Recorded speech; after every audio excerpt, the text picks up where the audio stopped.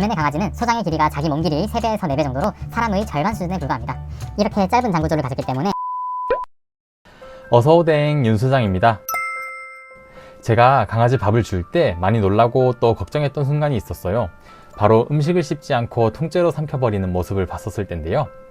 저러다 배탈이 나면 어쩌나, 소화는 시킬 수 있을까 하는 염려스러운 마음으로 봤었습니다.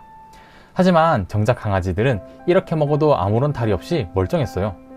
반대로 사람은 대충 씹어 삼키는 경우 배가 더부룩하거나 심하면 체하곤 하는데 말이죠. 이 흥미로운 차이는 단순한 식습관 문제가 아닙니다. 인간과 강아지의 몸속 소화기관이 애초에 완전 다르게 설계되었기 때문인데요. 그래서 이번 영상에서는 입부터 항문까지 사람과 강아지의 소화 시스템이 구조적으로 어떻게 다른지, 그리고 생리적 기능은 무슨 차이가 있는지 함께 분석해 보겠습니다. 소화 첫 관문인 입부터 두 생명체는 완전 다릅니다. 사람은 음식을 맷돌처럼 갈아서 부수기 위해 어금니가 평평한 구조를 가지고 있고, 침 속에 탄수화물 분해 요소인 아밀라아제가 있어 씹는 순간부터 화학적 소화가 시작되죠. 반면 강아지의 치아는 음식을 가는 구조가 아니라 고기를 뜯어내기 좋은 날카로운 칼날 형태고, 침 속에는 탄수화물 분해 요소가 거의 없습니다. 개의 침은 윤활제 역할만 할 뿐 제대로 된 소화는 식도 아래의 위장부터 본격적으로 시작됩니다. 그렇다면 위장에서는 어떤 일이 일어날까요? 사람과 강아지 모두 위장에서 단백질 분해 효소의 전구체인 펩시노겐을 분비합니다. 이 펩시노겐은 산도가 강한 위산을 만나 활성화되고 단백질을 펩티드 형태로 분해시킵니다. 여기서 두 생명체의 차이는 바로 위산의 강도와 분비 자극입니다. 강아지는 평소 공복일 땐 산도가 낮아 잠잠하다가도 덩어리진 고기나 음식을 삼키는 순간 위 벽에서 강력한 위산이 대량으로 분비됩니다. 위 내부를 pH 1에서 2 사이의 강산성 상태로 순식간에 떨어뜨리는 거죠. 이 위산이 펩시노겐을 펩신으로 빠르게 전환시켜 씹지 않고 삼킨 고기 덩어리를 순식간에 분해하고 유해 박테리아까지 깨끗하게 살균해줍니다. 게다가 강아지는 몸집에 비해 위장의 신축성이 좋고 용적도 커요. 그래서 비교적 크기가 큰 음식물도 안전하게 담아두고 강력한 화학적 소화를 진행시킬 수 있는 거죠. 위에서 펩신에 의해 펩티드로 1차 분해된 음식물들은 본격적인 영양소 흡수 기관인 소화장으로 내려갑니다. 입에서 탄수화물 분해 효소를 분비하지 못했던 강아지는 바로 이 소장 단계에서 췌장의 도움을 집중적으로 받습니다. 췌장에서 펩티드를 분해하는 트립신과 지방을 나누는 리파아제, 탄수화물을 쪼개는 아밀라아제가 일시에 분비되는데요. 여기에 소장 상피 효소들까지 합세해 영양소들을 몸에 흡수될 수 있는 최소 단위로 잘게 부수고 흡수하게 됩니다. 이때 사람과 강아지의 결정적인 장 길이 차이가 소화 효율을 좌우합니다. 잡식동물인 사람은 소장 길이가 자기 몸 길이의 6배에서 8배에 달할 정도로 길고 구불구불한 구조를 가지고 있습니다. 이러한 장 구조 덕분에 복잡한 구조의 탄수화물을 천천히 이동시키며 흡수할 수 있는 거죠.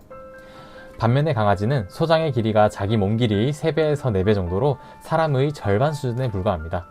이렇게 짧은 장 구조를 가졌기 때문에 소화에 오랜 시간이 걸리는 탄수화물보다는 위와 소장에서 빠르게 분해 흡수되는 단백질과 지방 위주의 식단이 훨씬 유리한 구조인 거죠. 마지막 관문은 대장과 항문입니다. 다들 잘 아시다시피 사람이나 강아지 모두 식이섬유를 직접 분해해서 흡수하지는 못합니다. 소장에서 흡수되지 않고 대장으로 넘어온 식이섬유는 수분을 흡수하고 대장 내 유익균의 먹이가 되어 발효되죠. 이 과정에서 미생물은 대장세포의 에너지원이 되는 단세지방산을 만들어낼 뿐만 아니라 장 건강에 이로운 여러 유익한 물질을 만들어내죠.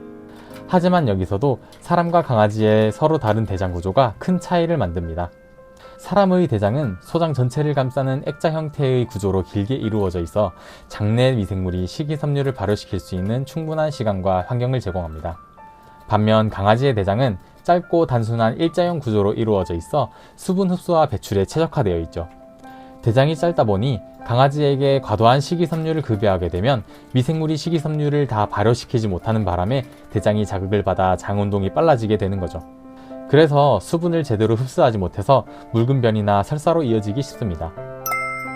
오늘 이렇게 입부터 항문까지 소화 과정을 생리학적으로 정밀하게 살펴보았습니다. 사람은 입의 아밀라아제부터 길고 완만한 장 구조를 가져 탄수화물의 소화는 물론 식이섬유 발효까지 유연하게 해내는 잡식성 시스템을 갖췄습니다. 반면에 강아지는 입에 효소가 없는 대신 강력한 위산과 펩신, 그리고 짧은 소장과 대장을 통해 단백질과 지방을 가장 빠르게 소화 흡수하도록 최적화되어 있죠. 따라서 반려견이 사료를 꼭꼭 씹지 않고 삼키더라도 전혀 걱정하실 필요가 없습니다. 강력한 위산과 펩신, 그리고 췌장의 여러 소화 효소들이 소화를 완벽하게 책임져 주기 때문입니다. 사실 시중의 건식 사료들은 형태를 만들고 균형 잡힌 영양을 제공하기 위해 탄수화물이 40에서 50% 정도 포함되어 있습니다. 입에서 씹지도 않고 침에 효소도 없는데 소화를 잘 시킬까 걱정하실 수 있지만, 앞서 본 것처럼 강아지는 췌장에서 여러 소화 효소들을 분비해 사료 속 탄수화물까지 깔끔하게 소화해냅니다. 평생 건식 사료만 먹어도 아이들이 건강하게 살 수 있는 이유가 바로 이 뛰어난 소화 적응 능력 덕분이죠. 오늘 살핀 소화 생리의 원리를 이해하신다면 앞으로 아이가 밥을 씹지 않고 삼키더라도 마음 편히 지켜봐 주실 수 있을 겁니다. 영상을 끝까지 봐주셔서 감사하고요. 오늘 영상이 도움이 되셨다면 구독과 좋아요, 알림 설정까지 부탁드립니다. 지금까지 댕콩연구소의 윤소장이었습니다. 감사합니다.